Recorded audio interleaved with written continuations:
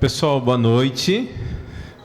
Viva Jesus em nossos corações, para sempre. Muito bem. Essa semana está um pouco cheia de eventos, né? Então, ontem nós tivemos a nossa missa, hoje a palestra dos meninos da Redigir, e amanhã ainda tem o Lerimbando, né? Que é o quarto capítulo, certo? Quarto capítulo, penúltimo encontro. E então é uma semana movimentada, mas com muitos assuntos importantes, né? Assuntos que são relevantes e que vai dando um escopo aí para o nosso dia a dia. Vou apresentar para vocês o Gustavo e o Lucas, começando pelo Gustavo. Deve vir aqui, por favor, Gustavo. Eu já mandei para vocês um mini currículo, né? Então vocês já sabem quem é o Gustavo, diretor pedagógico da Redigir, muito bem. E o Luca, diretor de comunicação da Redigir. Redigir é uma plataforma que nós utilizamos no colégio do quarto ano até a terceira série. É o nosso primeiro ano de utilização. A gente tem gostado bastante, tem dado bons resultados aqui no colégio. Então a gente está feliz com essa parceria. E a proposta de hoje é conversarmos sobre inteligência artificial ontem, hoje e amanhã.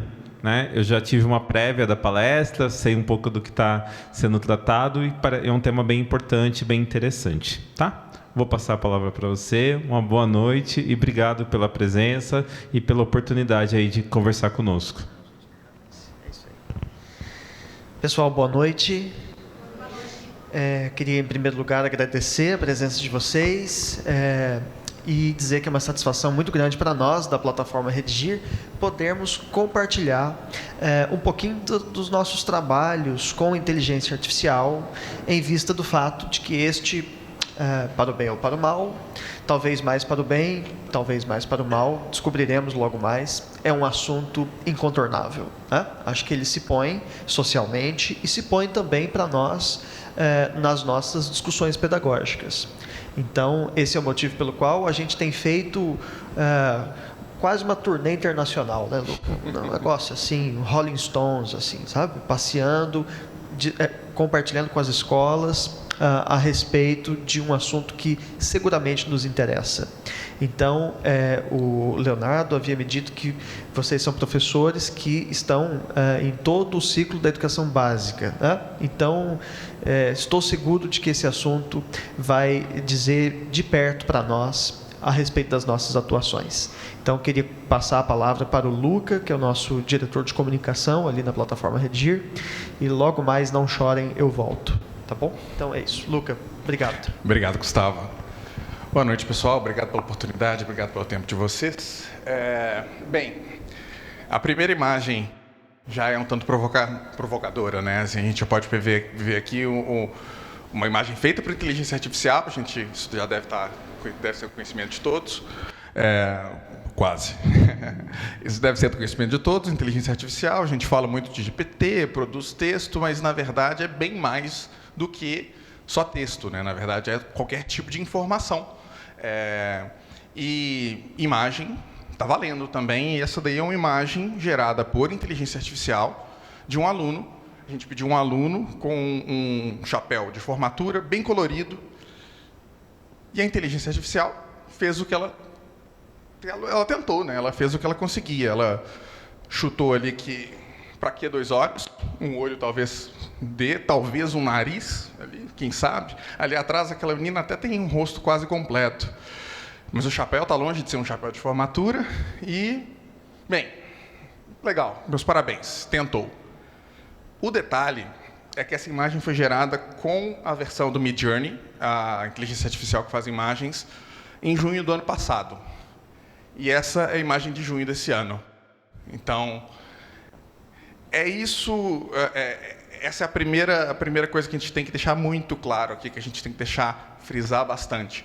A escala. A gente está falando a velocidade com que isso está caminhando, vai continuar caminhando. A gente vai falar algumas vezes aqui a respeito dessa escala exponencial, tentar ilustrar para vocês o que vem pela frente, porque a gente está num mundo novo.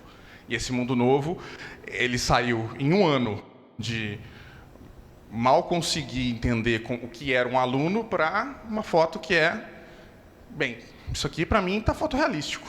Gente, para ficar claro, essa criança não existe. Essa criança não existe, esse chapéu não existe, essa iluminação não existe. Isso aqui foi imaginado por um computador. E isso que é legal. E a gente vai mostrar o quanto que computador, para conseguir imaginar, pode ser uma ferramenta absurda dentro da sala de aula ou em qualquer outro tipo de lugar, se a gente souber utilizar. Vamos lá. Qual que é o objetivo desse minicurso? Bom, nós vamos ser aqui bem diretos. Como funciona, como usa, o que esperar, então esses 3 pilares. E, por último, a gravação. Como vocês podem ver, a gente está gravando a palestra e isso conecta com um exercício que a gente quer fazer ao final. Vamos lá. Como é que isso tudo começa? Começa com um paper de 2017 do Google, chamado Attention is All You Need. E a brincadeira com os Beatles é proposital. O Google sempre fez pesquisa em inteligência artificial, todas essas grandes empresas de tecnologia trabalham com isso há algum tempo, mas em 2017 foi publicado algo que mudou completamente o campo, porque antes cada vertical da inteligência artificial, cada vertical desse tipo de trabalho, então trabalhava com um algoritmo próprio. Então você tinha imagens com um time e com uma técnica e com uma estratégia para você chegar num bom resultado, texto, áudio, vídeo, enfim. Cada um fazia de uma forma. Em 2017, a gente conseguiu unificar isso tudo. A gente conseguiu juntar todas essas exponenciais. O Google fez isso com o objetivo de tradução. Então, não é algo alienígena, é algo que a gente usa todo dia. O Google Tradutor usa essas tecnologias. O Google mesmo usa inteligência artificial para poder tentar chegar na resposta mais rápido, mas assim, não só tentar prever o que você está tentando escrever, enfim. Essas ferramentas elas estão no nosso dia a dia, todo mundo tem no celular aí o Google Fotos te sugerindo a próxima foto, então é todo mundo da mesma família ali, a gente vai deixar isso bem claro. Mas alguma coisa, ou algumas coisas mudaram de 2017 para cá, e é legal a gente pensar, 2017 é muito recente, gente, e a gente vai ver a escala que a gente conseguiu alcançar em pouquíssimo tempo. Então, primeiro, escala. Escala vem do fato de que nossos celulares estão ficando 2 vezes mais rápido por ano, ou 1,8 vezes a cada, ou 2 vezes a cada 1,8 ano, né? Que é a lei de Moore. Então, você consegue colocar mais transistores no mesmo espaço, você consegue ser mais eficiente em processar informação, mas isso vem em exponencial. Então, todo ano dobra, todo ano dobra, todo ano dobra, chega no momento que a gente está chegando perto do número de transistores nesses supercomputadores, estão se aproximando do número de neurônios no nosso cérebro. É um paralelo ruim? Mas é um paralelo que vale a pena a gente considerar. Então, a escala, ela já traz uma qualidade por si só. E com essa escala, a gente encontra algumas habilidades emergentes. Por exemplo, ao ensinar esses robôs português, eles aprenderam matemática. Por quê? A gente não sabe, realmente não sabe. E alinhamento? Alinhamento é uma coisa muito interessante, porque esses robôs eles são robôs de prever a próxima palavra, o próximo pixel, o próximo barulho, né? Ou prevendo, na verdade, eles estão tentando sempre prever um próximo número. Eles fazem uma série de números na cabeça dele e é isso que ele está tentando prever. Só que isso não faz um bom robô que trabalha com seres humanos. Para isso, a gente precisa de alinhamento. Alinhamento é literalmente colocar pessoas na frente do robô, onde você vai conversar com o robô e você é um especialista numa área, o robô vai te responder e você vai falar assim, não, isso é bom, isso é ruim, isso é bom, isso é ruim. Isso chama treinamento por feedback de reforço humano. E, nesses últimos anos, a gente conseguiu avanços significativos nesse alinhamento, nessa escala. Mas e o que nos trouxe até aqui, que nos trouxe até o motivo de a gente estar fazendo essa palestra, que nos trouxe, por exemplo, essa imagem que foi gerada também pelo Midjourney com um clique. Então, mas escala de quê? Bem, vamos deixar isso mais claro. A gente está colocando aqui, a gente está usando o número de parâmetros como o nosso parâmetro. Não é a única coisa importante, o número de parâmetros ou o número de referências que o robô tem, mas é uma forma interessante da gente conseguir analisar. Parâmetro de quê? Bem, pensa no cérebro do robô como uma grande planilha de Excel. E cada linha ali tem uma característica. Nesse caso aqui, isso aqui é uma regressão linear, a gente consegue fazer manualmente. Vamos pensar que o robô está tentando identificar uma banana. A banana ela tem várias características, no caso aqui a gente está tentando descobrir se ela é amarela. Então, vários pontos ali mais ou menos em volta daquela linha, a gente consegue tentar entender que dentro daquele espaço ali deve estar a característica que a gente está tentando identificar. Beleza, mas um parâmetro só, né? Banana não é só amarela, nem tudo que é amarelo é banana. Então, o que mais? O que mais que a gente pode analisar? Como é que a gente pode cruzar mais parâmetros? Então, aqui a gente está falando de uma linha, uma dimensão, um parâmetro.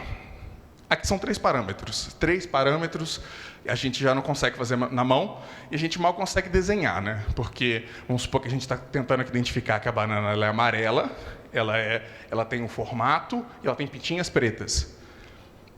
Legal. Agora, como é que faz isso na mão? Não faz. Você não consegue explicar para a banana ou para um computador todas as formas que uma banana pode ser. Então você apresenta para o computador várias e várias e várias bananas e ele vai identificando qual que é o que existe de comum entre aqueles pontos que ele está mapeando. Então, um parâmetro, 3 parâmetros. Quantos parâmetros tem esses robôs que a gente está trabalhando hoje? Aí, ó. O Elmo, que é o robô que começou lá em 2017, 2018, tinha 94 milhões de parâmetros. Logo em seguida veio o BERT, com 340 milhões de parâmetros, GPT-2 com 1.5 bi. O BERT é o motor de busca do Google, é o que a gente usa todo dia.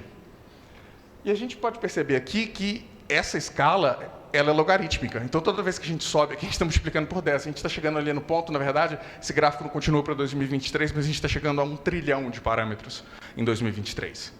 Então, a gente saiu aqui de 94 milhões de parâmetros para 1 trilhão de parâmetros. Isso, para mim, só parece um número grande. Sinceramente, a gente não consegue ter um feeling sobre o que é 1 trilhão de parâmetros. Qual é a diferença de 1 trilhão para 94 milhões? Vamos tentar ilustrar. 94 milhões de segundos são 2 anos. 2 anos e 11 meses. 1 trilhão de segundos são 32 mil anos. Então, é esse salto que a gente deu de 2018 para 2023. De 2 anos para 32 mil anos. Uma outra forma de colocar, nós somos de Belo Horizonte, né? Então, de Belo Horizonte a Brasília são 94 milhões de centímetros. 1 trilhão de centímetros dá da Terra à Lua 20 vezes. A gente está chegando agora a 1 trilhão de parâmetros, depois a gente vai para 2, depois a gente vai para 4, depois a gente vai para 8. É dessa aceleração absurda que a gente está falando. A gente não tem na nossa cabeça uma intuição para como que coisas exponenciais funcionam. Toda a nossa evolução aqui na Terra, a gente está acostumado com coisas lineares, né? A gente vai atravessar a rua, a gente consegue mais ou menos estimar, baseado na nossa vivência até então, a velocidade daquele carro, eu consigo não atravessar, ele vai bater em mim ou não? Se o carro estivesse dobrando de velocidade a cada metro, ele ia bater a velocidade da luz antes de terminar o quarteirão. Então, assim, não é algo que a gente está acostumado a conviver. Por isso que a gente tenta aqui desenhar essa escala, porque está rápido, não volta, vai acelerar. Então, assim, isso aqui está posto. Isso aqui não é se, não é talvez, não é será que a gente pode... Não. Isso aqui está posto. Isso aqui é uma imposição que agora a gente tem que saber como lidar. Isso aqui... Mas, assim, o poder e o que isso aqui nos permite fazer... Gente, vem comigo. O que é inteligência? O que é inteligência? Não vou responder, eu não sei responder, né? Não olhem para mim. Mas a gente está num momento interessante, né? Porque pela primeira vez a gente tem um outro tipo de inteligência que consegue fazer os mesmos testes que a gente fez para a gente mesmo, para poder medir inteligência em ser humano. Então, a gente coloca esses robôs para fazer os testes que a gente usa para classificar profissionais. Então, aqui a gente tem o BAR, que é o que classifica a OAB americana, né? A GPT-4 passa entre os 10% dos melhores alunos. O LSAT, que é o Enem deles. E aí a gente pode ir baixando aqui. Teste de matemática, teste de lógica, teste verbal, teste escrito. Gente, esses robôs passam melhor do que a gente, melhor do que a maioria de nós seres humanos em todos os testes que nós fizemos para nós seres humanos, sem olhar para as perguntas, né? Então, eles conseguem chegar nas respostas baseado no que eles aprenderam com relação... Eles têm um modelo de mundo que permite que eles sejam um advogado top 10%. Então, assim, O que a gente criou? A gente sabe a dificuldade de treinar uma inteligência não artificial para ir bem no Enem. A gente convive com isso diariamente. É isso que nós na Redigir fazemos todo dia. Não é nada trivial. Como assim um robô passa em todos esses testes entre os melhores alunos? O que está acontecendo aqui? O que a gente criou? Gente, a gente está entrando na era dos copilotos. A gente está entrando num... Talvez... eu tenho certeza que eu vou falar isso com meus netos, mas eu imagino que alguns de vocês também. A gente vai chegar a falar assim, a gente é da época que computador ainda não falava. Computador agora fala. Computador agora fala. O que a gente está falando, o que a gente está vendo aqui agora não é um novo aplicativo que sai de moda amanhã, não é um novo site que amanhã vira irrelevante, é toda uma nova forma de lidar com computação. Antes de existir o Windows, você tinha que ir lá escrever o código na tela do DOS, certo? E aí programaram por cima de toda aquela complexidade, programaram uma interface visual. Você tem que apertar, você aperta, é isso que eu quero. Simplificou bastante, né? A gente agora está dando um passo extra. O computador fala português, inglês, hindu, latim, o que vocês quiserem. O computador fala e você só precisa se expressar, conversar e pedir para ele trabalhar para você. E ele trabalha. E ele é inteligente. E ele consegue fazer teste, e ele consegue te auxiliar. Então a gente está agora entrando numa era onde no nosso bolso a gente tem um minigênio. Um minigênio com certas limitações, uma péssima memória, mas sem dúvida nenhuma um repositório, não só um repositório de informação, porque isso é uma coisa que muitas pessoas entendem errado. Uma inteligência artificial, ela não é um banco de dados, um repositório de informações. Pode ser também, mas ela é uma máquina de lógica. Ela é feita para pensar. Ela consegue pegar duas informações que não estão relacionadas e entender o que tem em comum ali no meio. Você pode até treinar ela para ser um banco de informações. Ela pode ser uma Wikipédia, pode ser uma Barça, pode ser um Google super eloquente. Mas não é isso que ela faz de legal. Ela é uma máquina de lógica. Ela pensa. E se ela pensa, ela faz trabalho para a gente. Agora a gente vai mostrar para vocês como que na Redigir a gente começou a fazer com que esses robôs trabalhassem para a gente. Essa tela aqui é uma tela que os nossos professores, os nossos coordenadores acessam, na verdade, professores que trabalham conosco, nossos parceiros. E essa é a tela da consolidação mensal.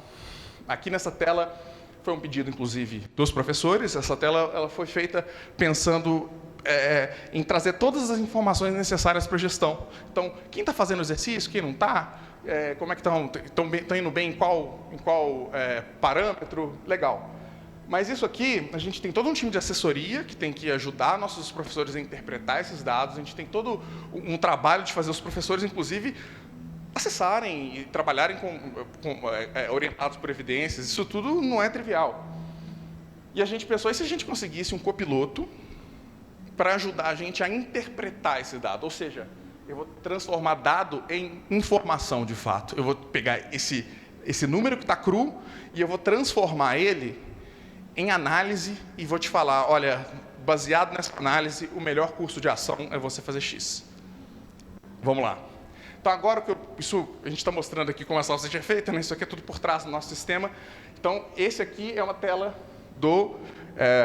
da GPT-4, com toda... Vocês podem perceber que não é nada trivial ali, isso tudo já foi pré-programado pela gente para que ele consiga fazer essa análise como a gente já determinou na Redigir, que é a forma ideal de fazer. Então, a gente extrai aqueles dados do nosso sistema, fornece para o robô. O robô tem aqui uma série de parâmetros. Esse aqui é o prompt dele, né? Isso aqui é o que ele usa para se orientar, para conseguir fazer essa análise de acordo com o que a gente precisa. E o robô está programando agora. Ele está fazendo uma análise e ele vai me entregar não só uma análise, mas uma página em HTML programada para gestão à vista, toda animada, onde eu consigo passar o mouse e descobrir o que está errado com cada turma. E já me dá, inclusive, uma indicação de curso de ação. Gente, isso aqui demanda profissional, treinado, qualificado, sentar, analisar, demanda um trabalhão da Redigir, demanda um trabalhão das escolas. E a gente conseguiu agora, com um clique, a gente sai daquele gráfico E a gente tem um cientista de dados que analisa o dado para a gente e fala, olha, tal turma não está legal, tal turma está bem. E aí, no final aqui, o texto não está tão legal para a gente ler, mas ele, inclusive, propõe algumas reflexões. O robô está propondo reflexão para o professor, gente. Olha que mundo doido que a gente está. Robô propõe reflexão. E é um pouco disso, né? A gente começa aqui pela análise de dados. O Gustavo vai ter uma jornada um pouco mais divertida com vocês aqui pela literatura. Mas é um pouco disso que a gente veio aqui conversar. Como que usa esse cérebro na nuvem? Porque existe um cérebro na nuvem que está disponível para trabalhar para você. É um assistente, é um copiloto, é um ajudante super inteligente que está disponível e é basicamente de graça. Como é que usa esse cérebro na nuvem, Gustavo? Boa pergunta.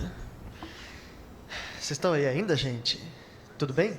Tá tranquilo? Assustadíssimos? Quer um copo d'água? Um copo d'água para ela aqui, por favor. Isso. Pois é.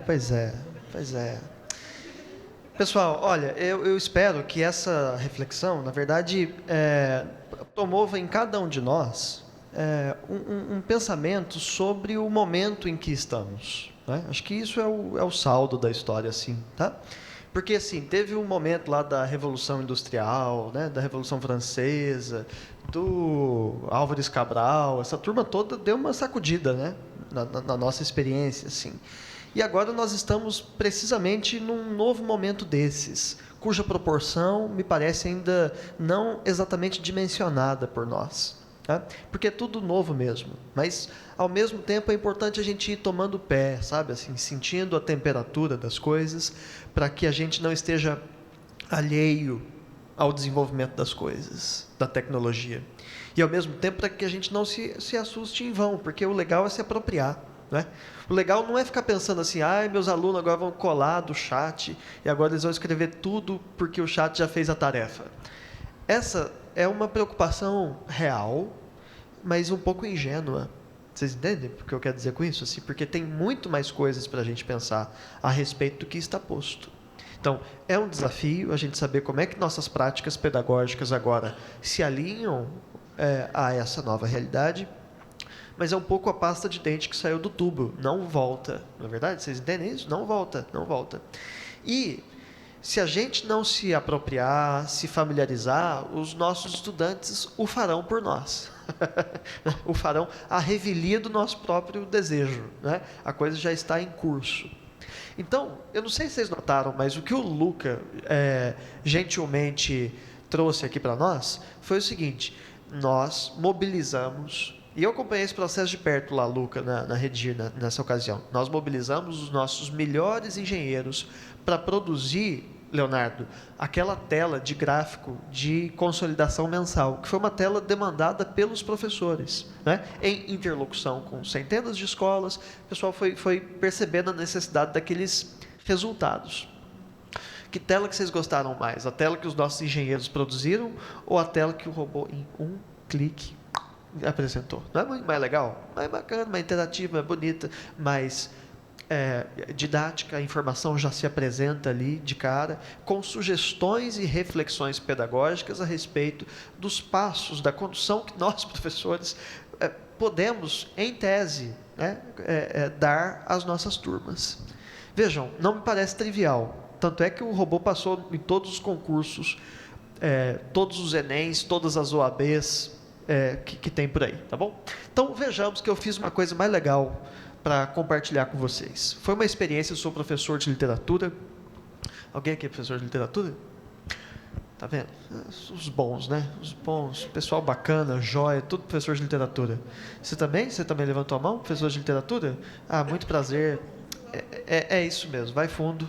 Então tá, aí vocês já se ambientaram aqui com o prompt, né? O local onde a gente inscreve algumas informações, faz alguns pedidos. Abre o capô do carro assim, tem lá esse negócio aqui, ó, certo? Aí, aperta o play aí para nós, Luca, vamos ver.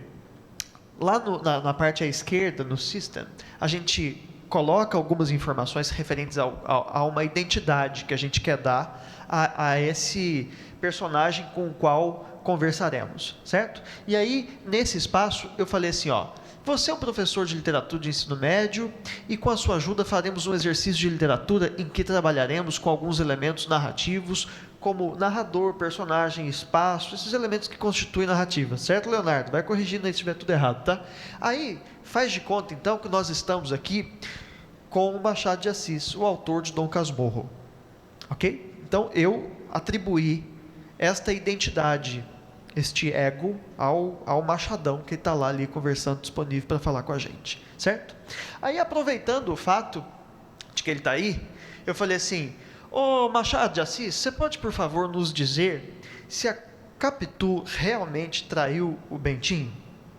Entendendo? Pergunta que eu fiz aproveitando que o Machado está aí fazendo nada mesmo, né? A disponibilidade eterna e tal. Aí eu perguntei para ele. Agora um autor defunto, haja visto o fato que ele já produziu o seu defunto autor lá com Brás Cubas, certo? Então tá. Vocês estão preparados para a resposta? Todo mundo sentado, tranquilo? Pressão 12/8, está agradável? Sim? Então leiam a resposta do então Machado de Assis aqui para nós. Como Machado, eu devo dizer que esta é uma pergunta que deixei em aberto em Dom Casmurro. Minha intenção era criar uma narrativa na qual o leitor fica livre para interpretar os eventos e as personagens. A infidelidade de Capitu é sugerida por Bentinho, nosso narrador nada confiável. Preciso que tire então suas próprias conclusões. A ambiguidade é uma ferramenta literária que eu usei para questionar a natureza da realidade e da memória, forçando os leitores a questionarem se eles podem confiar num narrador ou não. Fala aí, Leonardo. O que você achou?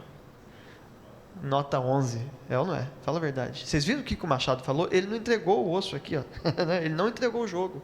Ele falou, eu como autor produzi uma obra cujo interesse foi entregar ao leitor aquele estatuto do que a gente chama de narrador não confiável. Vocês já ouviram falar nisso? Que é um narrador que conta a própria história. Quando a gente conta a própria história em primeira pessoa, nós evidentemente estamos interessados, né, neste enunciado, nessa construção discursiva, motivo pelo qual uma história contada pelo suposto traído terá evidentemente um viés. E o Machado, ao ser perguntado sobre isso, responde precisamente essa formulação que nos ajuda em sala de aula a falar sobre tipologia de narradores. Não é interessante? Aí, aproveitando o fato de que ele estava aí fazendo nada mesmo, eu perguntei mais. Eu falei assim, é você, Capitu, quem está aí? Você pode me dizer então, por favor, Capitu, se você traiu... Como é que foi essa história segundo o seu ponto de vista? Vamos ler ali.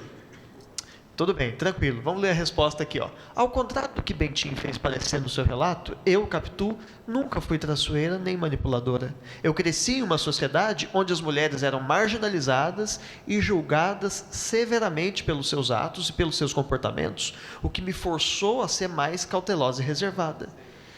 Minha amizade com Bentinho era sincera e genuína, culminando em um amor puro e juvenil que, embora complicado pelas circunstâncias e pelos desafios postos pelo destino, nunca me levou a traí-lo. E continua Capitu aqui dizendo. Pergunto, vocês gostaram dessa resposta? É claro, essa resposta é inclusive uma resposta do ponto de vista social muito interessante, porque ela remonta ao fato de que a condição de uma mulher no século XIX era evidentemente diversa da condição de uma mulher no século XXI. A gente, como professores de história, de sociologia, poderia aprofundar esse caminho. Vocês concordam? É ou não é? Ela está dizendo, portanto, que de sua perspectiva, ela está dizendo, e ela está compartilhando conosco, uma posição absolutamente contrária à perspectiva enunciada pelo Machado de Assis, que não nos havia entregado essa resposta. Isso chama teoria de mente. Vocês entendem o que eu estou querendo dizer? Quer dizer, esta mudança de chave, essa capacidade que a máquina tem de encontrar em subjetividades diferentes respostas diferentes. Não é legal? Água para ela aqui, por favor. Pode ser. Isso. Muito bem. Então, vamos para frente que eu perguntei mais. Eu estava lá fazendo nada mesmo. Aí, eu pensei, talvez Não, mas vai dar certo, louco, vai dar certo. Talvez nós estejamos falando de uma obra... Qual é o seu nome? Ei, Lívia, tudo bem? Você está firme aí, né, Lívia? Tá, então tá bom. Talvez, Lívia, nós estejamos falando de uma obra, talvez empoeirada demais, escrita lá no século XIX, cuja linguagem já impõe alguma dificuldade de apreciação, não é verdade? Machado ele precisa desse momento, né, dessas 8 páginas assim, para a gente ir se ambientando com a linguagem. Trata-se sim de uma linguagem do século XIX. Né? Então, eu pensei assim, e se nós pensássemos que o Freud é o analista da Capitu? Que resposta será que daria certo? É uma imaginação evidente, né? Mas leiam comigo a resposta do Freud, porque eu perguntei assim, imaginando que agora não é nem o Machado, nem a Capitu, é o Sigmund Freud. Sentiu? Ó, emoção, hein? Ó, a resposta, ela falou assim, conta para mim, Freud, numa inconfidência profissional, né, evidentemente, conta para mim um pouquinho desse conteúdo, do que a Capitu trazia aí nesses nossos momentos. Tá? Ele fala assim, como Freud, eu percebi que a Capitu era uma paciente extraordinariamente complexa e fascinante. Ei, gente, beleza? Como é que tá? Firme? Gente, é bonito, né? Vocês vejam, essas crianças estão passando por aqui, saindo da aula de balé, e um dia serão apresentadas a Machado de Assis. Vocês não acham isso de arrepiar, não? Machado de Assis morreu em 1908, mesmo ano em que nasceu Guimarães Rosa, 1908. É uma espécie de passagem do tempo do grande autor do século XIX para o grande autor do século XX. E em 1989 eu nasci, o que não tem nada a ver com essa história. Muito interessante isso. Mas a ideia é a seguinte, voltemos. Eu perguntei para o Freud, certo? E aí, Freud? Mas voltando aqui, cara, esse negócio das crianças logo mais serem apresentadas a Machado de Assis, vocês não acham extraordinário? Extraordinário. Tipo assim, o que a gente, como professor de literatura, Leonardo, pode e deve fazer para apresentar o grande autor da literatura brasileira? Vocês entendem isso, gente? De uma forma absolutamente saborosa, para que isso não pareça velho, mas que sim, eu fico arrepiado com esse negócio aqui, mas que pareça novo. Vocês concordam? A gente precisa fazer isso. E vocês, em suas disciplinas, em cada um de seus saberes, de seus processos, e eu tenho alguma segurança em dizer que essas novas tecnologias podem nos ajudar. Vocês não acham vibrante esse negócio que a gente está fazendo aqui?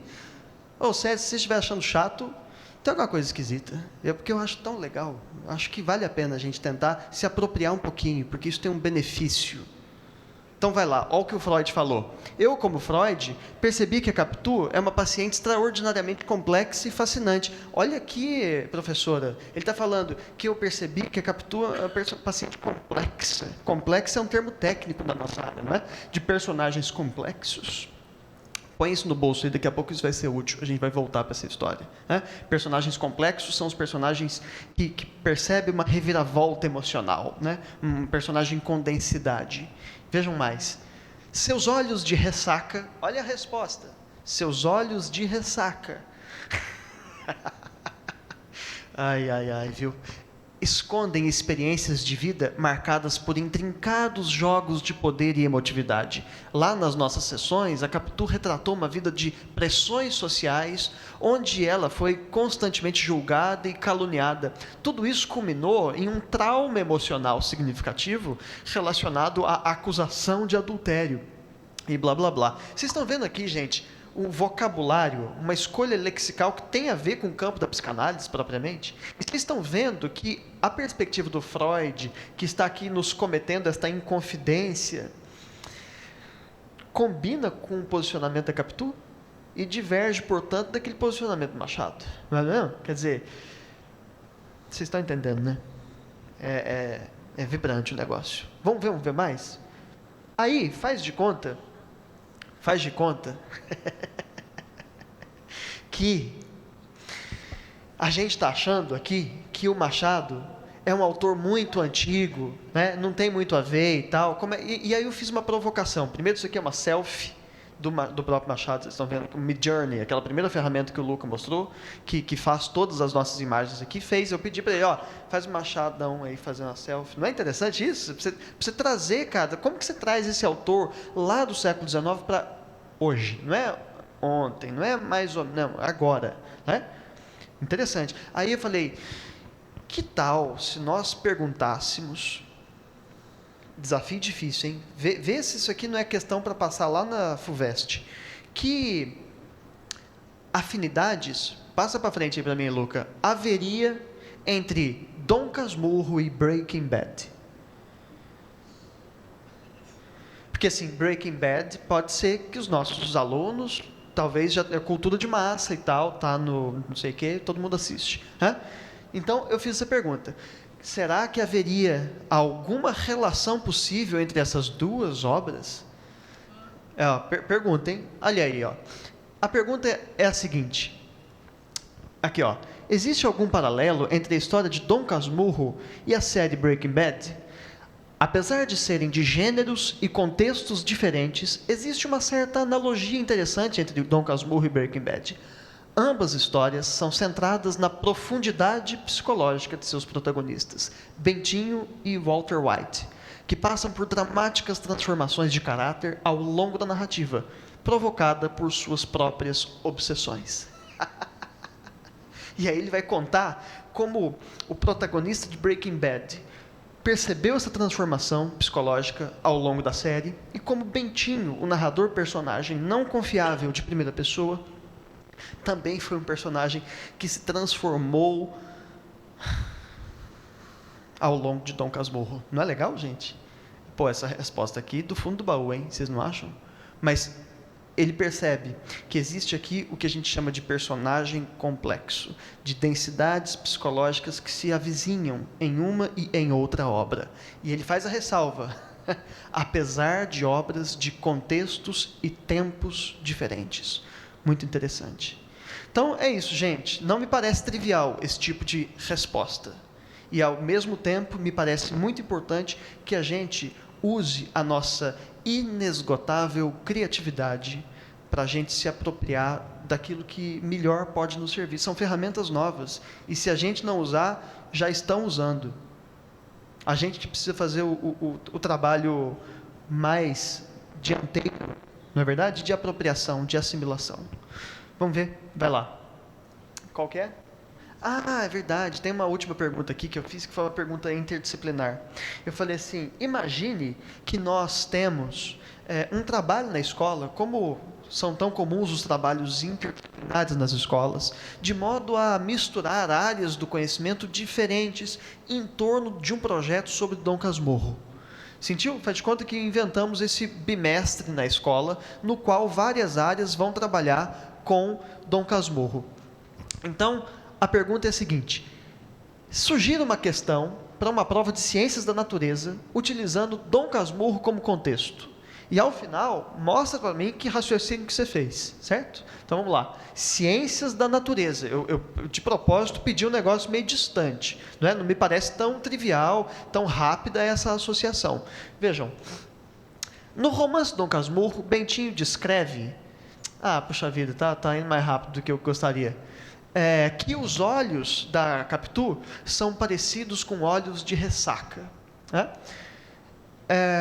Esse tipo de descrição feita pelo narrador é bastante poética. Isso porque o Bentinho faz uma metáfora entre os olhos de Capitu e o mar. À luz da física, podemos inferir que Bentinho estava se referindo ao fenômeno da refração, que pode ser observado quando olhamos para o mar sob diferentes ângulos e a luz solar se dispersa, criando uma variedade de cores. Explique o que é o fenômeno da refração e como ele se manifesta no mar. Não é interessante, gente? De novo, hein? Se vocês não estiverem gostando, tem um negócio errado aí. Porque eu penso que nós tenhamos aqui, agora, neste tempo... Não é que isso aqui custa $1 milhão, gente. Isso aqui é gratuitamente acessável. Né? É só chegar. A gente tem aí uma ferramenta interessante. Tá? Então, vamos ver. O que mais, Luca? Acho que aí você pode pegar. Continua daí, porque a gente vai... seguir produzindo. Só esperar o pessoal passar ali, vamos ver. Ó, todo mundo lendo Machado de Assis aí, bacana, joia. Muito bem. Luca, Midjourney. Obrigado, Gustavo. Pessoal, eu fico tão animado quanto vocês vendo pela enésima vez Machado de Assis falar na minha frente. Eu acho divertidíssimo, eu acho assim, o que a gente criou é algo fantástico, algo mágico. E o Gustavo, ele falou isso várias vezes, a gente precisa frisar isso aqui. Nós não podemos nos furtar de dominar essas tecnologias. Porque até então, uma tecnologia nova surgia e, para a gente usar, eu, por exemplo, não sei usar o TikTok. Para mim, aquela interface ela é completamente maluca para mim, eu já passei da idade. Parece que é necessário uma fonte da juventude, né, como diz o Gustavo, para utilizar sempre a nova tecnologia, né? Olha só, tem uma hora que a gente... Bom, eu vi isso daí comigo passando os 30, eu falei assim, nossa, já deu. Eu vim até aqui, agora o que vier novo, não faço essa questão toda. Mas o que tem de diferente do que a gente está vendo aqui, o que tem diferente nesses modelos de linguagem é que, para saber utilizar, basta ser alfabetizado. Para saber utilizar bem, basta conhecer língua. Basta saber inglês, português, matemática. É uma tecnologia que nasce onde nós somos mais capazes que nossos alunos, porque a gente tem mais vivência, a gente tem mais domínio de linguagem. Então, a gente é mais capaz de orientar o copiloto, orientar a inteligência artificial para que ela faça o trabalho para a gente, para que ele chegue no objetivo que a gente quer. É importante a gente saber que não se pergunta para esse tipo de tecnologia, se induz uma resposta. O prompt, ele é uma máquina de probabilidade, e ele está buscando coerência com o que você colocou. Então, se você explicou para ele que ele deve se comportar com Machado de Assis, para ele ser coerente, ele só consegue se comportando como Machado de Assis. Fazer isso, ser mais esperto do que a máquina para conseguir utilizar a máquina, é isso que é nesse momento que nós estamos. As meninas que passaram agora há pouco aqui, saindo da aula de balé, eu tenho primos da mesma idade, eles gostam muito de um jogo chamado Roblox. Não sei se já ouviram falar. Nessa semana, o Roblox colocou o equivalente do ChatGPT dentro do Roblox. Então, antes, para você fazer lá a sua vila, para você fazer a sua casa, você tinha que pegar ícone por ícone, pegar a casinha, colocar no lugar, pegar um negócio, colocar no lugar. Agora não. Agora você descreve e fala, eu quero tal coisa. E o Roblox programa para você. Da mesma forma que a gente viu ali atrás, onde a gente saiu de uma planilha e chegou no HTML todo programado. É uma interface. O computador sabe traduzir, ele sabe programar, ele sabe pensar, ele consegue... no nosso caso, na Redigir, é muito interessante. A gente fez um robô chamado Oráculo. Porque a gente tem uma infinidade de dados por dentro do sistema e, muitas vezes, a gente precisava de um programador para poder fazer uma consulta específica. Me conta como está dado tal. A gente ligou uma inteligência artificial no nosso banco de dados e basta pedir. Me fala tal coisa. E ele, automaticamente, sem gastar um segundo de um programador, entrega. Então, essas facilidades, programar agora está à mão da gente. Por quê? Porque antes a gente precisava, de fato, aprender a programar, não. Agora a gente precisa saber instruir o robô a programar para a gente. Essas portas todas se abrem. E não só em linguagem, não só em texto. Acho que tudo é linguagem, né? Mas assim, não só em texto. E aqui a gente vai exemplificar como que a gente pode ir além do ChatGPT, além além do texto básico, além de completar e responder perguntas, fazer questões e tudo mais.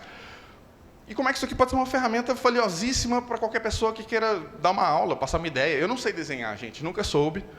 Queria muito ter aprendido, na verdade, quando eu era criança, pratiquei bastante, mas não é a minha. Quando eu comecei a usar o Photoshop, com 15 anos, 13, eu falei, nossa, aqui uma forma de me expressar.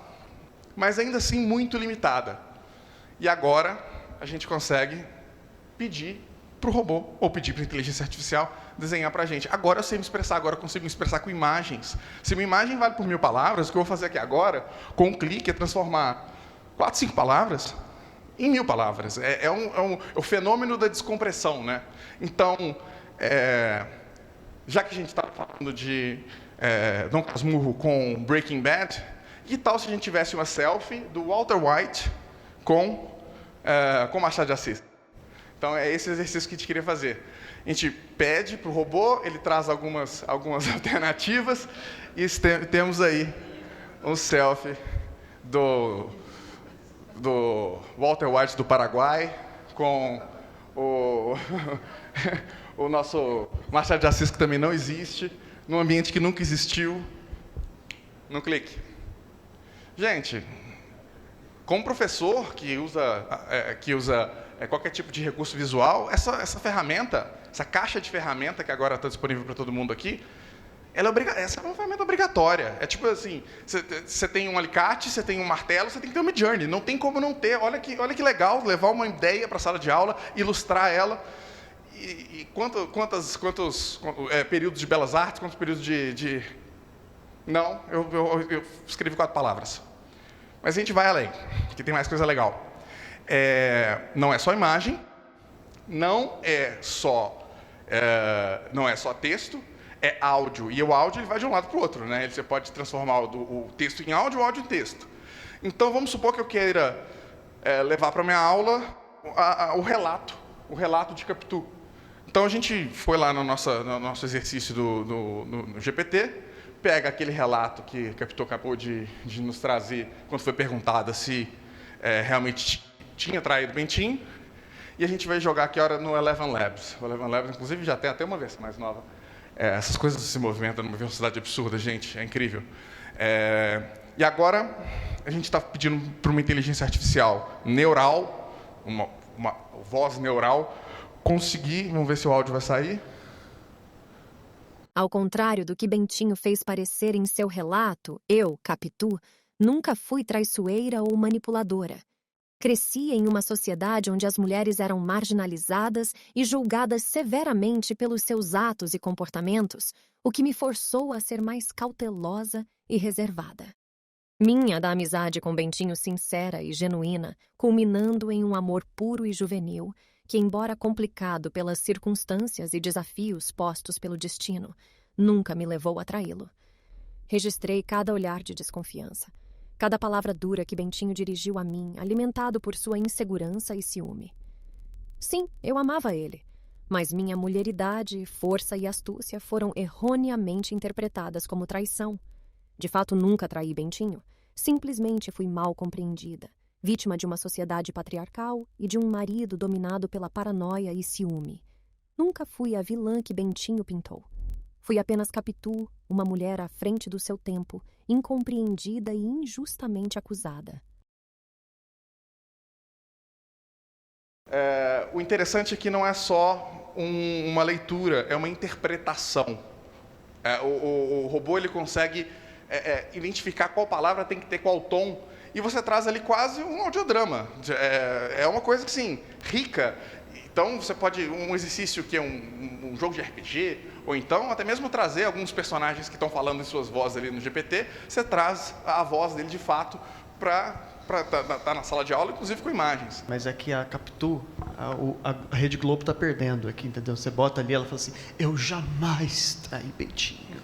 Sabe? Não é assim, eu jamais traí Bentinho. Não, é uma coisa, sabe assim, interpretativa. E aí você vai botar em sala de aula a suposta voz da personagem para a gente escutar do século XIX para 2023. Né? Então são experiências, de fato, muito ricas e criativas pedagogicamente que a gente tem na nossa nova caixa de ferramenta aí, Luca.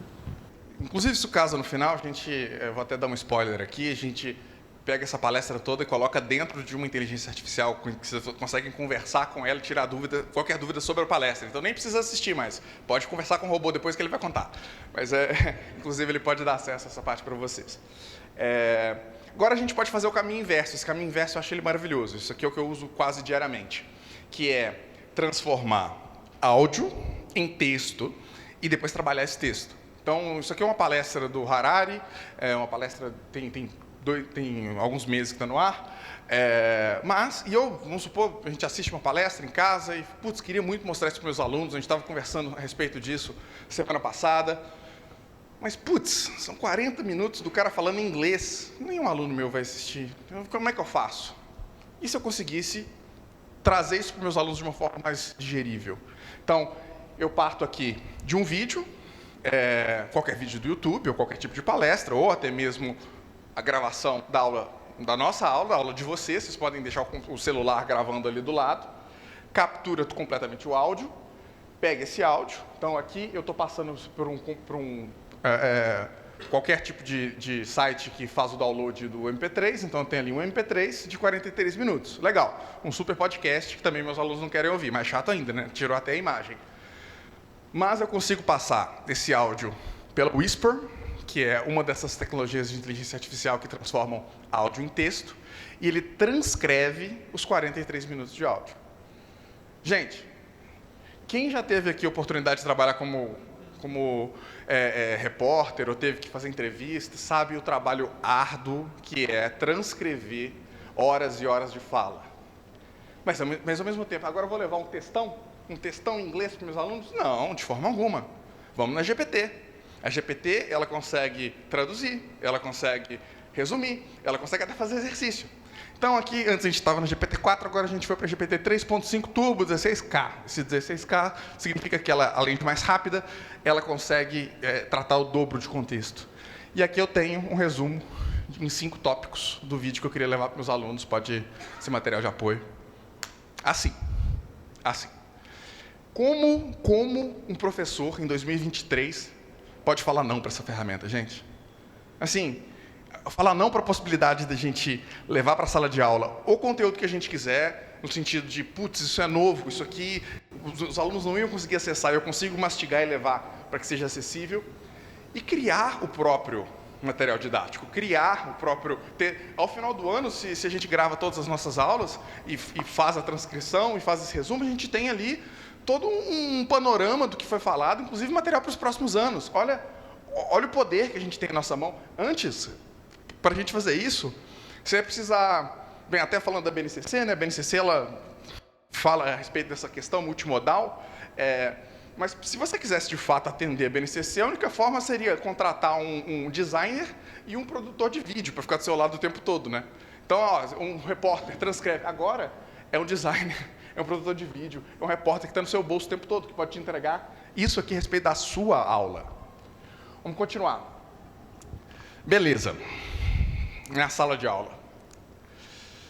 O que a gente está fazendo com isso tudo? A gente descobriu que a gente tem cérebro na nuvem que trabalha para a gente e é super inteligente. A gente descobriu que ele pode tratar vídeo, tratar áudio, ele pode tirar dúvida. Mas como é que a Redigir vai fazer? O que a gente quer fazer? Que a gente acha que isso pode? Como é que a gente acha que isso pode ser útil para o aluno na sala de aula? Para falar um pouco disso, a gente dá um passo para trás. Até convido vocês, tem a nova versão da revista Redigir, sai agora no segundo semestre, a gente tem um artigo exatamente sobre isso, que é o problema de 2 sigma de Bloom. Em 1984, Bloom, no estudo que, inclusive, inspira bastante a criação da Redigir, ele consegue identificar que alunos que têm uma tutoria individualizada performam 2 desvio padrão, 2 sigma, melhor do que alunos numa turma de 60, de 30, um professor e 30 alunos, normalmente. Então, o que o estudo dele mostra de uma forma ou de outra, a gente pode até discutir aqui um pouco a respeito disso, mas o que ele mostra é que não tem aluno ruim, tem a metodologia que te permitiu caminhar com aquele aluno. Então, se a gente conseguisse dar um professor para cada um dos alunos, a gente ia sim conseguir mover essa massa toda que está aqui, 2 sigma para lá. Olha só. Então, olha o tanto de gente que a gente deixa para trás por falta de recurso, porque a gente não consegue colocar um professor para cada aluno. Ainda não conseguimos, mas a gente está falando aqui de um copiloto que lê, de um copiloto que interpreta, de um copiloto que tem teoria de mente, de um copiloto que consegue acompanhar e ter todos os dados do aluno na cabeça o tempo todo. A gente está cada vez mais se aproximando da possibilidade de um tutor individualizado para cada um desses alunos. Um tutor que vai ser um braço direito para o professor, que vai entregar todos os dados e vai conseguir atender os alunos na necessidade deles naquele momento, sempre com maior atenção, sempre com o maior tato da face da Terra. Fala para a gente da RE um pouquinho, Gustavo. Bom, pessoal, estamos chegando quase ao final, temos apenas mais 1h30 aqui de mágicas. Tá? Na verdade, esse fecho tem a ver com esse nosso propósito de aplicar e de transformar essas ferramentas em alguma coisa que diga respeito à usabilidade e à experiência de maximizar a aprendizagem dos estudantes em linguagem, né, nessa habilidade de ler e escrever e tal. Então, a Rê é um projeto que está em curso lá na plataforma Redir, que tem a ver com esta tutoria absolutamente individual e intransferível, né? A ideia é que o estudante vá escrevendo o texto e, simultaneamente ao processo de escrita, a gente já tem uma professora, que é a Rê, da Redigir, entendeu? Complexo, que é para acompanhar o estudante nesta jornada de escrita, né? De modo que cada aluno que interagir com a ferramenta para fazer sua atividade de redação terá, naquele próprio instante, a possibilidade de já ter o feedback do professor, da professora, né? Auxiliando nesse processo de construção de texto que é tão fundamental e transversal a todas as nossas áreas, né? Então, um projeto que está em desenvolvimento, temos perspectivas de lançá-lo brevemente, mas a gente já fica fazendo a propaganda antes, de tão entusiasmados que estamos com o desenvolvimento dessas novas ferramentas ali na Redir. Está aí ali a carinha do aplicativo, que você escolhe o tema de redação, e à medida que você vai escrevendo, olha ali a terceira imagem lá das mensagens, está vendo? Que tema que você está a fim de escrever hoje? Vamos selecionar um aqui juntos e tal. Ou então o seu professor já determinou este, e vamos discutir um pouco a respeito dessa temática, vamos começar a escrever o primeiro parágrafo. Olha, achei que essa tese aqui ficou meio mais ou menos, vamos melhorar a exposição da tese, a antecipação dos argumentos, enfim, com uma linguagem evidentemente adaptada ao período em que este estudante se encontra. Então, um projeto de ponta, a gente está feliz em desenvolvê-lo e já antevendo resultados importantes que a gente terá com esta nova ferramenta.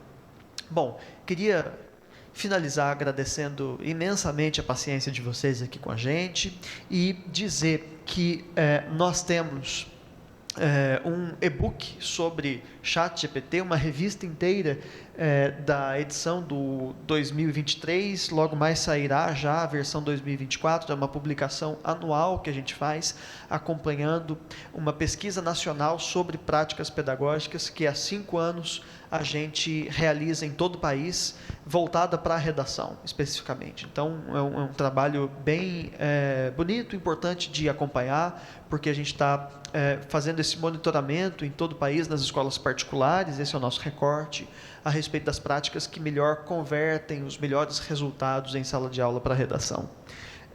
Temos também algumas publicações de podcasts voltados para estudantes, caso vocês sejam os professores que estejam em interação com os alunos que usam a plataforma.